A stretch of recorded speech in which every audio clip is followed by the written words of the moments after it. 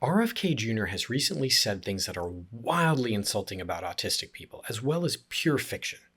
Why is he doing this? And what are the dangers as he begins collecting Americans' private medical records in his crusade against autism? Welcome to Red, Blue, and Screwed, a Philosophy All Along podcast. I'm a professional philosopher, and I like to use the tools of philosophy to help me understand things on a deeper level.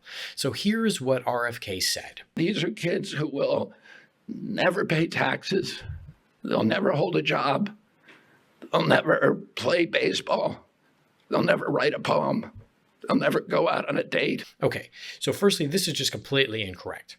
We're talking about people who changed the world. Albert Einstein, we believe he was autistic, for example.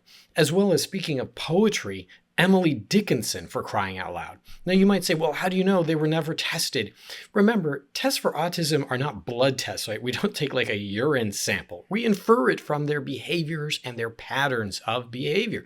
So we can kind of look back and we can see that someone like Einstein took a long time to begin speaking as a child, or Emily Dickinson preferred to communicate with people by writing letters, which, by the way, is part of why her writing is so brilliant.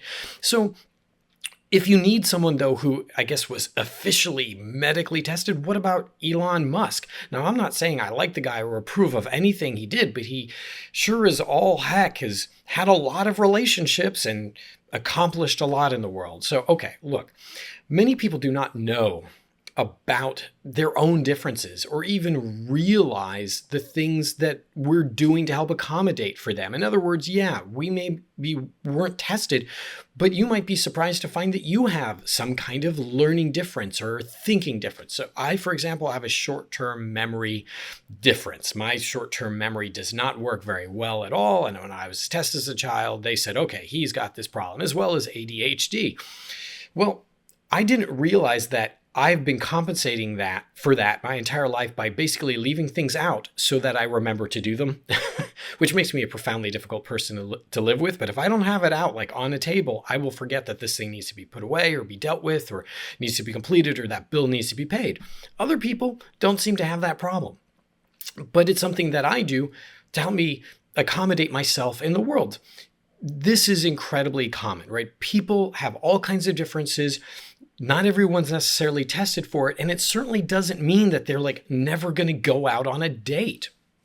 My point is that RFK Jr. is wrong, and he's treating autistic people as if they have nothing to offer, as if there's some sort of plague or epidemic. We've seen this kind of mistreatment of people medically before. The gay community, for example, this idea that they need to be fixed or, that they've been given medications. People like Alan Turing, who was one of the most important mathematicians ever to grace the face of the earth and literally help the Allies win World War II, was told by his own government that he had to take medical treatment for being gay, and it made him so depressed that he ended his own life.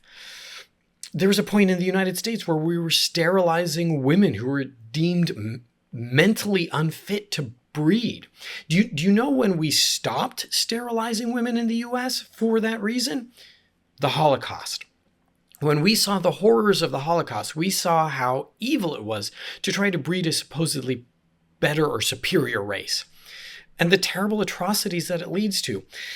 The fact is it doesn't even lead to better outcomes when we act like that. Imagine a world without Einstein, Emily Dickinson, Isaac Newton, Jane Austen, Marie Curie, or perhaps the most important, Dan Aykroyd. If they didn't think as they do, we wouldn't just be without physics as we know it. We wouldn't have the Ghostbusters, for crying out loud.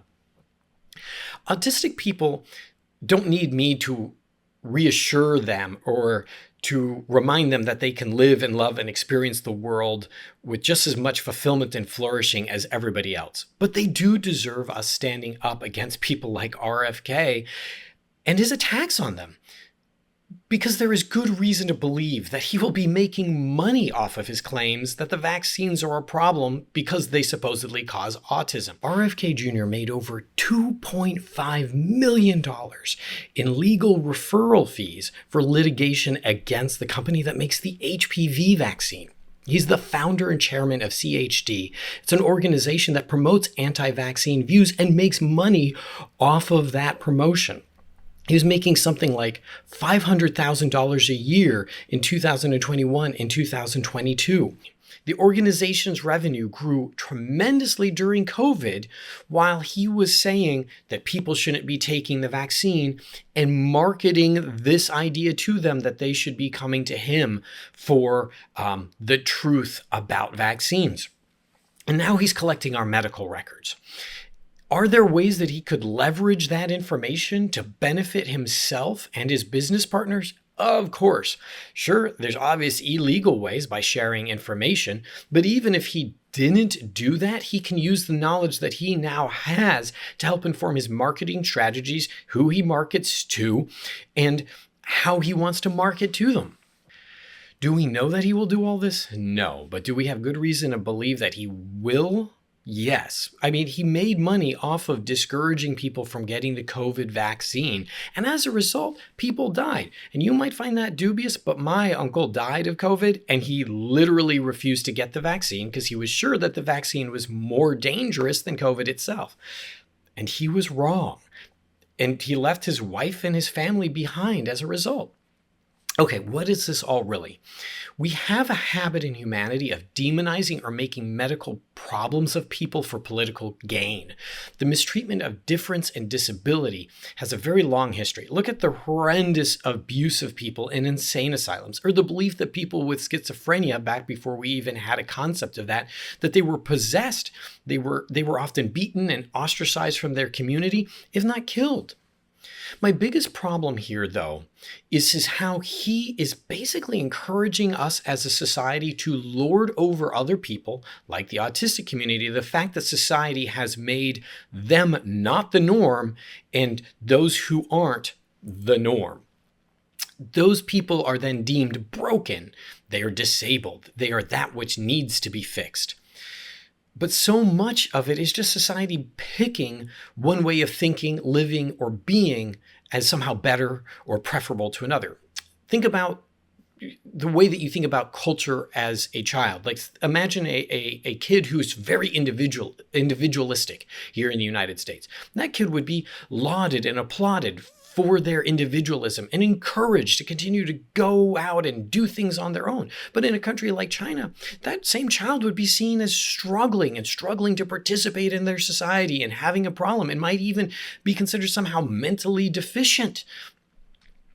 So I'm not saying that there are not people with medical needs that we need to support in our society. What I'm saying is the idea of picking one group over another and then treating another group as if they should be eradicated is deeply concerning. In other words, RFK Jr. is there pretending that he wants to help people while actually making a pathology of them. He claims that they're an epidemic, for crying out loud, and he's medically trying to eradicate them. That is what a cure is, after all. As if they need to be removed from the world, all to gain his boss more power and him more money. Thanks for watching. If these issues are important to you, please subscribe and click the bell to get notified when new vids come in. Share the vid with other people to help get the word out. I really appreciate it. Thanks so much and have a wonderful day.